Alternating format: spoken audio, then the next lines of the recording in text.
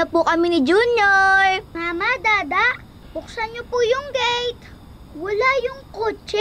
Saan kaya sila nagpunta? Nung umalis ako kanina, nandito naman sila. Pahinga na lang muna tayo dito sa tabi habang hinihintay silang umuwi. Gutom na ako, Princess. Ako rin, best friend. Wait, best friend. Parang hindi maganda kutog ko sa kanila. Bahay namin yan. Anong gagawin mo? Ingay ng aso, tahimikin mo nga. Umawag tayo rito.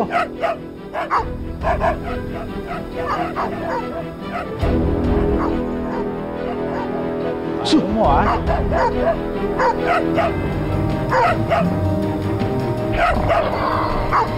Ano ah?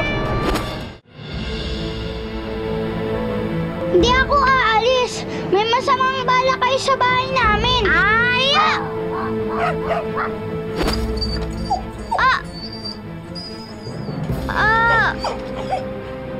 Bakit mo sinasaktan si Princess? Bigyan na, bumukas ilaw, dali, may nagising. Sibat na tayo. Princess! Wala na sila! Tumayo ka na! Ika lang, best friend. Ang sakit ng paa ko eh. Hindi ko magalaw. Ikaw naman kasi, bakit mo sinugod yung lalaki? Siyempre, best friend. Di ako papayag na saktan kanya o kahit nino. Di ba sabi ko sa'yo, ako nang bahala sa'yo? Babantayan kita parati. Maging tao o aso ka man.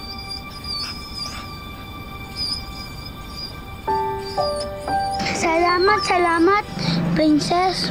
Sorry kasi ako, di naman kita inalagaan. Noong una lang kita pinapansin, pero nagtagal, pinabayaan na kita. Hindi na kita nalalaro, napapakain, hindi rin kita napapaliguan. Sorry, promise, pag naging tao ulit ako, babawi ako sa'yo. Maging mabait na ulit akong amo at best friend sa'yo.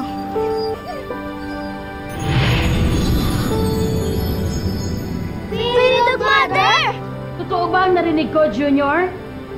Aalagaan mo na ba talaga si Princess at hindi na pababayaan?